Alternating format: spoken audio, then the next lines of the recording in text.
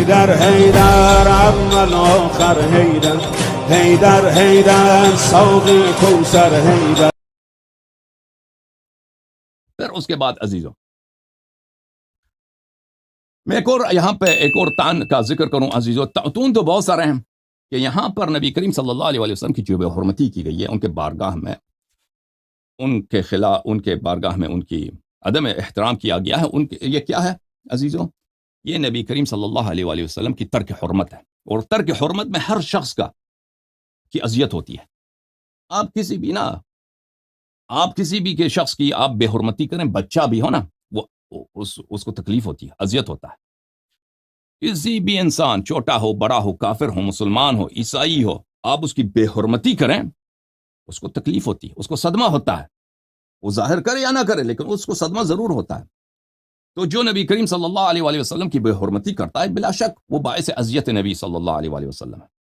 اور ابو بکر عمر نے بھی یہ اذیت کی ہے، اور قرآن اس کی شہادت دیتا ہے. بخاری نے اس کو لایا ہے، اس کو روایت کیا. ملاحظہ فرمائیے سورۃ الاحزاب، ان الذین یؤذون اللہ، جو لوگ اللہ تعالیٰ کو اذیت کرتے ہیں، ورسولہ، اور جو رسول صلی اللہ علیہ وسلم کو اذیت کرتے ہیں.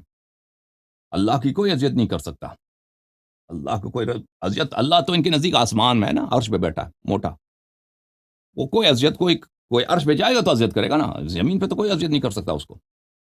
ہمارے نزدیک تو اللہ تعالیٰ جسم ہے نہیں، جسمانی ہے ہی نہیں، کوئی اس کو اذیت نہیں کر سکتا اللہ تعالیٰ کو ہمارے نزدیک. ٹھیک ہے نا.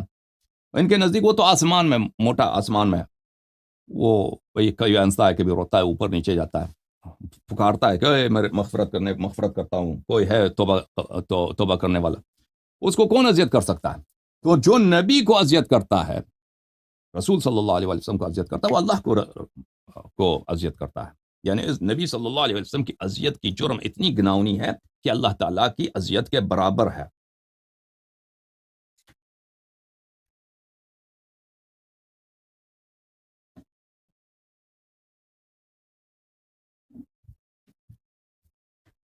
اچھا، لعنہم اللہ، جو لوگ نزیت کرتے ہیں اللہ اور رسول کو صلی اللہ علیہ وآلہ وسلم کو، اللہ نے ان کو لعنت کی دنیا میں اور آخرت میں. وَأَعَدَّ لَهُمْ عَذَابًا مُهِينًا، اور ان کے لیے آمادہ کی ہے عذاب مہین.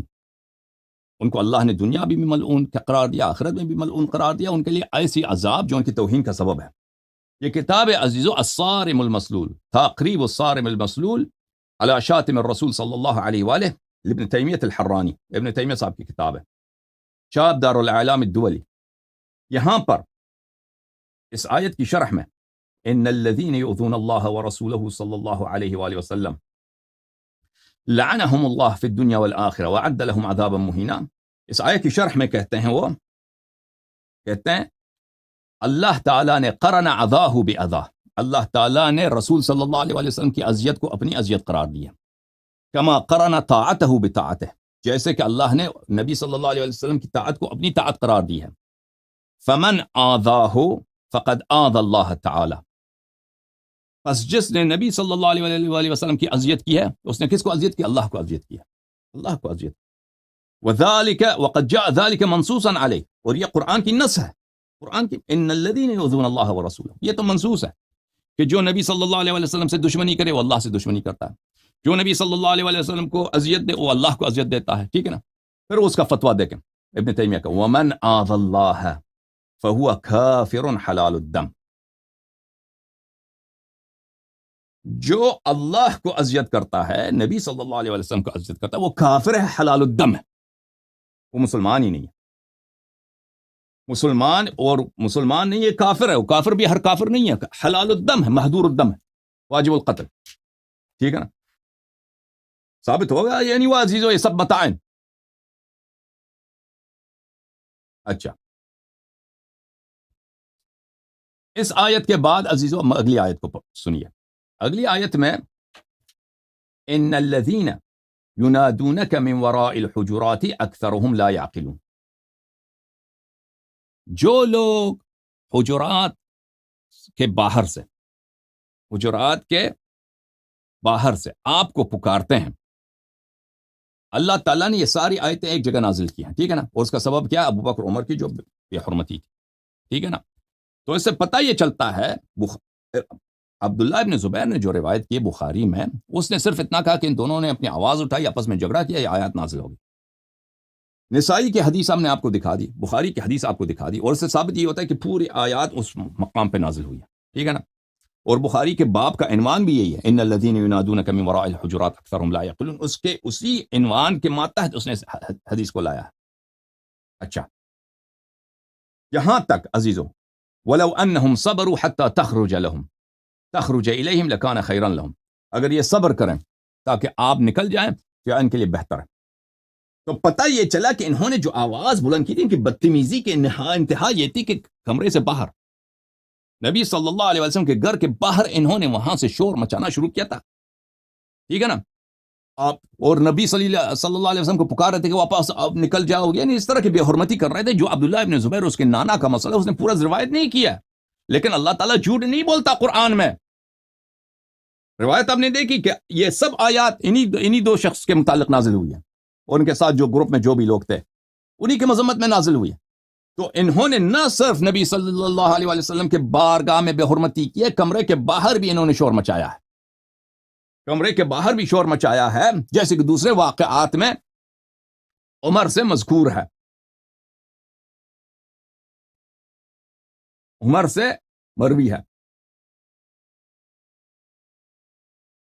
ملاحظہ فرمائیے عزیزو، یہ کتاب ہے صحیح مسلم، شاپ دار الفکر، بیروت لبنان، یہاں پر باب فی الایلاء واعتزال النساء وتخیرہن، صفحہ نمبر 705، یہاں پہ یہ روایت خود عبداللہ ابن عباس خود عمر سے روایت کرتا ہے، عمر بن الخطاب، کہ نبی کریم صلی اللہ علیہ وسلم اعتزل نبی اللہ صلی اللہ علیہ وسلم نساء، نبی کریم صلی اللہ علیہ وسلم اپنے ازواج سے دور ہو گئے، ازواج کو چھوڑ دیا انہوں نے، دور ہو گئے، جدائی اختیار کی۔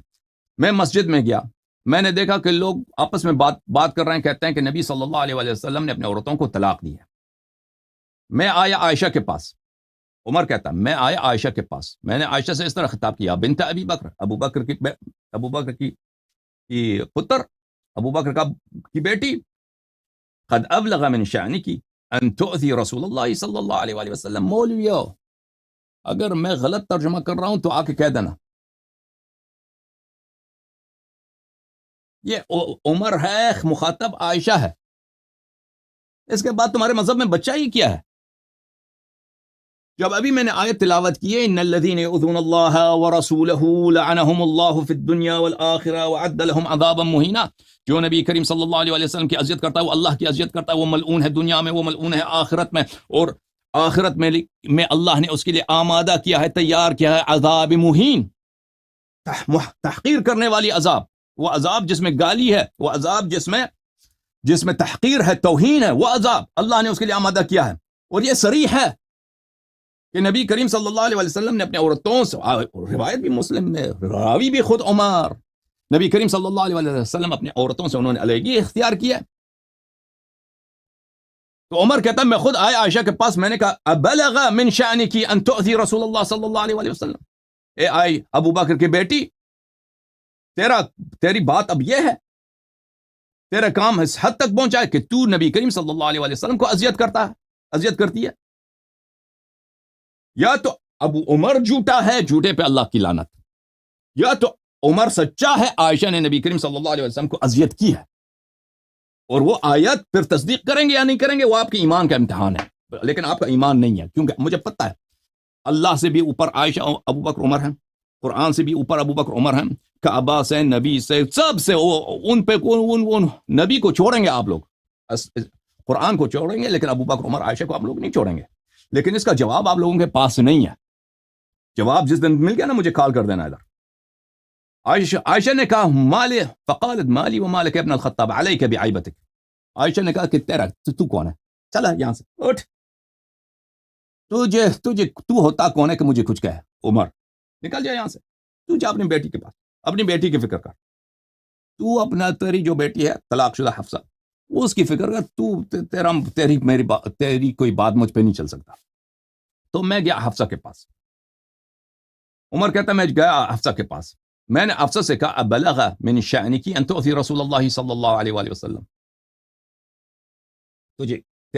حفصہ تجھے کیا ہے، تیرا اب یہ کام ہو چکا ہے کہ تو پیغمبر صلی اللہ علیہ وسلم کو اذیت کرتا ہے، تم دونوں کی وجہ سے پیغمبر صلی اللہ علیہ وسلم نے گھر چھوڑ کے باہر کہیں اور رہتا ہے. مشربہ ابن ام ابراہیم ماریہ قبطیہ سلام اللہ علیہا رضی اللہ تعالیٰ عنہ کے ساتھ ان کے گھر میں رہتا ہے. تم لوگوں کو اسے چھوڑ دیا ہے. واللہ لقد علمتی، اللہ کی قسم تو جانتی ہے، ان رسول اللہ صلی اللہ علیہ وآلہ وسلم لم لا يحبکی، تو جانتی ہے حفصہ پیغمبر صلی اللہ علیہ وآلہ وسلم تجھ سے کوئی محبت ہی نہیں کرتے وہ. ولولا انا لطلقکی رسول اللہ صلی اللہ علیہ وآلہ وسلم، اور اگر میں نہ ہوتا تو تجھے کبھی بہت پہلے طلاق ہو چکا ہوتا. تو اس نے کہا کہ ہوا فی خزانتی فی المشربہ، رسول پاک صلی اللہ علیہ وآلہ وسلم اپنے باغ میں ام ابراہیم کا جو مشربہ ہے، یعنی باغ ام ابراہیم یعنی ماریہ قبطیہ، ان کے گھر پہ ہیں. تو میں وہاں پہ گیا، میں نے دیکھا کہ وہاں پہ رباح جو پیغمبر صلی اللہ علیہ وآلہ وسلم کا غلام تھا وہاں پہ بیٹھا ہے. مدلن رجلیہ علی نقیر من خشب، وہ لکڑ پہ بیٹھا ہے، اپنے ٹانگیں اس نے لٹکا دی ہیں. رسول اللہ صلی اللہ علیہ وآلہ وسلم کمرے میں ہے، ٹھیک ہے نا، کمرے میں ہے.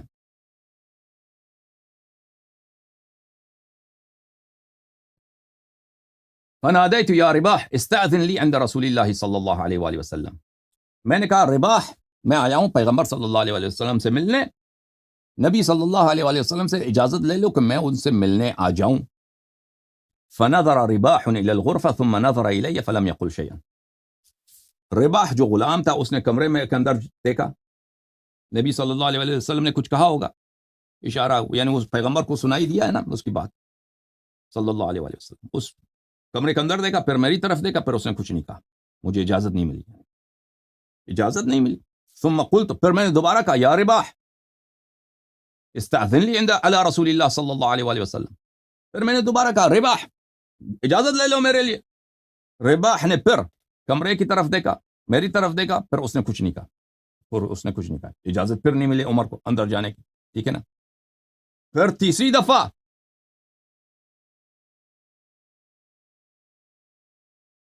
ثم رفعت صوتی، پھر میں نے آواز بلند کی، فقلت یا رباح استأذن لی عندك على رسول اللہ صلی اللہ علیہ وآلہ وسلم. میں نے پھر کمرے کے باہر سے میں نے آواز بلند کی کہ مجھے اندر بلانے دے اور مجھے بلا دے. اچھا، پھر میں نے ورفعت صوتی فاؤم الی ان اقع، پھر جب دوسری مرتبہ تیسری دفعہ پھر میں نے آواز بلند کی تو پھر رباح نے اشارہ کیا کہ آ جاؤ، چلو پھر میں کمرے میں گیا ہوں، ٹھیک ہے نا. یہ اس نے آواز بلند کی. اچھا، یہ بخاری کی روایت ہے، چاپ دار احیاء تراث العربی، یہاں پر صفحہ نمبر 120، یہاں پر حدیث نمبر 566، فضل العشاء، نماز عشاء کی فضیلت. عائشہ نے کہا اعتم رسول اللہ صلی اللہ علیہ وآلہ وسلم لیلۃ بالعشاء، رسول پاک صلی اللہ علیہ وآلہ وسلم ایک دن اعتمہ میں داخل ہو گئے، یعنی شام کا وقت داخل ہو گیا، شب کا وقت داخل ہو گیا، نماز عشاء کا وقت داخل ہو گیا. وذلك قبل ان يفشو الاسلام، اس زمانے میں مسلمان بہت کم تھے، اسلام اتنا منتشر نہیں ہوا تھا. فلم يخرج حتى قال عمر، نبی کریم صلی اللہ علیہ وآلہ وسلم ابھی نماز پڑھنے نہیں گئے، باہر نہیں نکلے، ابھی عشاء کا وقت داخل ہو گیا. عمر آیا، نام النساء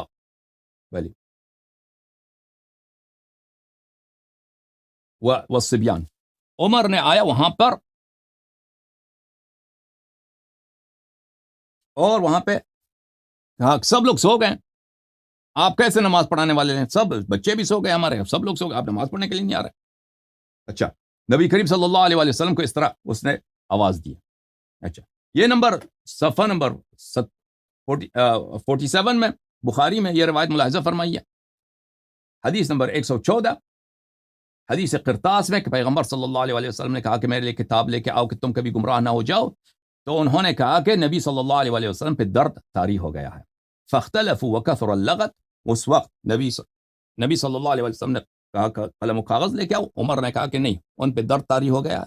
غلبہ الوجہ، وہ اپنے درد کے مغلوب ہیں، ان کا وہ درد کا غلبہ ہے، درد کی وجہ سے یہ جو ہے بھلے کچھ کہہ رہے ہیں. اس وقت بھی وہاں پر فاختلطوا وکثر اللغط، اس وقت بھی وہاں پہ بھلے صحابہ نے آواز اٹھایا تھا، تو لازمی بات ہے کہ ان صحابہ آواز اٹھانے والوں میں عمر بھی تھا. عزیزو، یہاں پر جو آیت ہے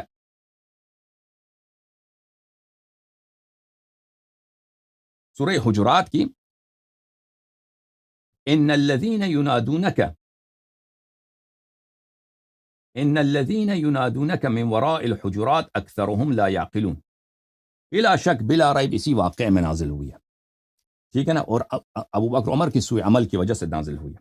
اس کے متعلق ان الذین ینادونک من وراء الحجرات اکثرهم لا یعقلون، جو لوگ آپ کو کمرے کے باہر سے پکارتے ہیں، کمرے کے باہر سے پکارتے ہیں، یہ ان کی اکثرهم لا یعقلون، اکثرهم ان میں سے اکثر، ترجمہ لفظی کریں گے تو اس کا مطلب ہے یہ اکثر ان کی عقل نہیں ہے۔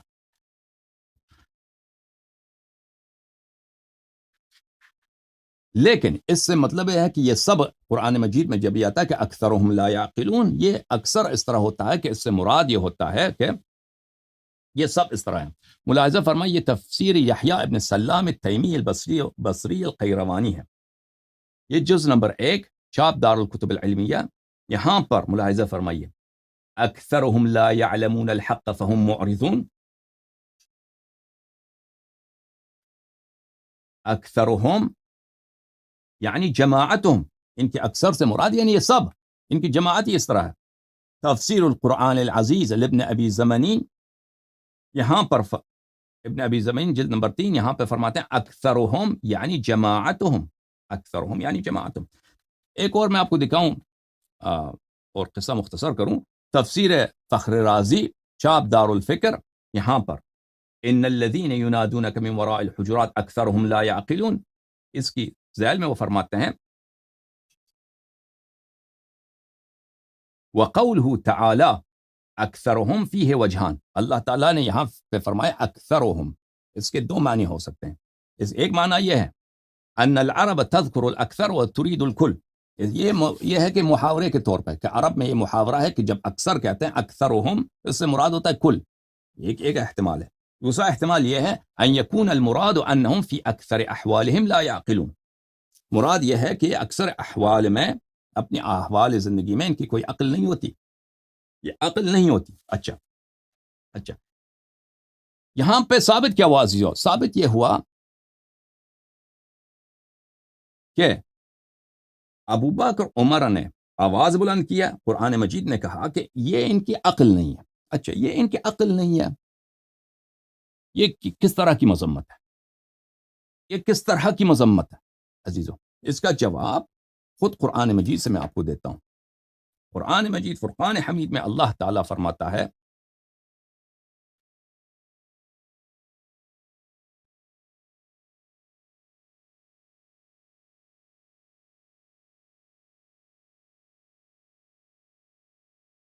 سورہ مبارکہ انفال، ان شر الدواب عند اللہ، ان شر الدواب عند اللہ، بدترین جانوروں میں دابہ بولتے ہیں حرکت کرنے والی چیز کو، دواب بدترین جانوروں میں، عند اللہ اللہ کے نزدیک، الصم البکم الذین لا یعقلون، وہ گنگے وہ بہرے جن کی عقل نہیں، یعنی جو انسان بظاہر انسان ہے، حقیقت میں وہ انسانیت سے ساقط ہیں، وہ بدترین دابہ ہیں، بدترین حیوان ہیں۔ اور یہاں پہ سورہ حجرات میں کس کو کہا؟ جن کی عقل نہیں ہے وہ بدترین جانور ہیں، جن کے، یہاں پہ سورہ انفال میں کیا فرمایا؟ جن کی عقل نہیں وہ بدترین جانور ہیں۔ سورہ حجرات میں کہا یہی لوگ جو آپ کی حرمت نہیں رکھتے، یہی ان کی عقل نہیں ہے، تو کیا ثابت کیا ہوا؟ جو آپ کی حرمت نہیں رکھتے یہ بدترین جانور ہیں، الذین لا یعقلون۔ اور جو اس آیہ شریفہ کا مزید تفسیر ملاحظہ فرمائیے، کتاب المحرر الوجیز کی تفسیر الکتاب العزیز، چاپ دار الکتب العلمیہ، جزء ثانی، یہاں پر صفحہ نمبر 513 میں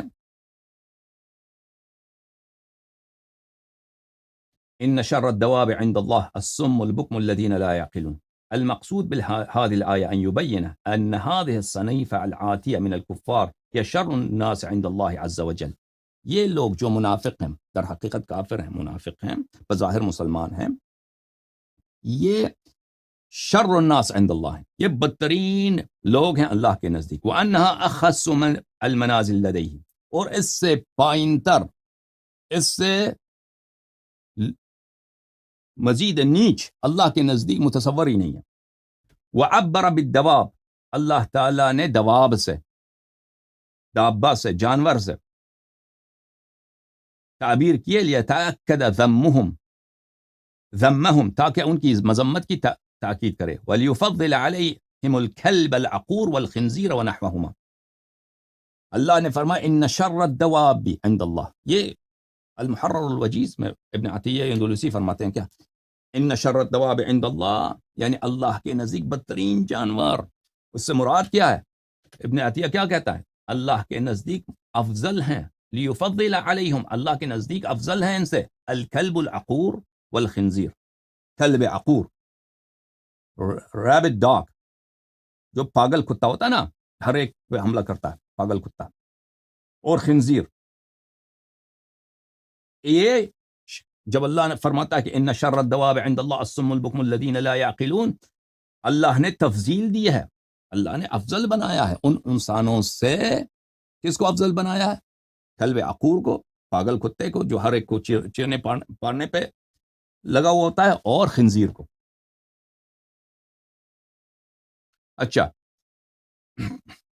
یہ کتاب عزیز و تفسیر عثمانی، تالیف شیخ الہند مولوی محمود الحسن، تفسیر حضرت علامہ شبیر احمد عثمانی، ترجمہ محمود الحسن صاحب کی، یہ پارہ 1 تا 10 جلد اول، یہاں پہ ملاحظہ فرمائیے، شر الدواب عند اللہ، سب جانداروں میں بدتر اللہ کے نزدیک وہی بہرے گونگے ہیں جو نہیں سمجھتے۔ پھر اس کی شرح میں کہتے ہیں، اس کی تفسیر میں، جنہیں خدا نے بولنے کو زبان، سننے کو کان اور سمجھنے کو دل و دماغ دیے تھے، پھر انہوں نے یہ سب قوتیں معطل کر کے نہ زبان سے حق بولنے اور حق کو دریافت کرنے کی توفیق ہوئی، اور نہ کانوں سے حق کی آواز سنی، نہ دل و دماغ سے حق کو سمجھنے کی کوشش کی، غرض خدا کی بخشی ہوئی قوتوں کو اصل کام میں صرف نہ کیا جس کے لیے فی الحقیقت عطا کی گئی تھی۔ بلا شبہ ایسے لوگ جانوروں سے بھی بدتر ہیں، ٹھیک ہے نا؟ اس سے عزیزو، اس سے شدید مذمت کس طرح متصور ہے؟ اللہ نے کسی کے لیے حجت چھوڑی ہے بھائی؟ کسی کے لیے کوئی حجت باقی ہے؟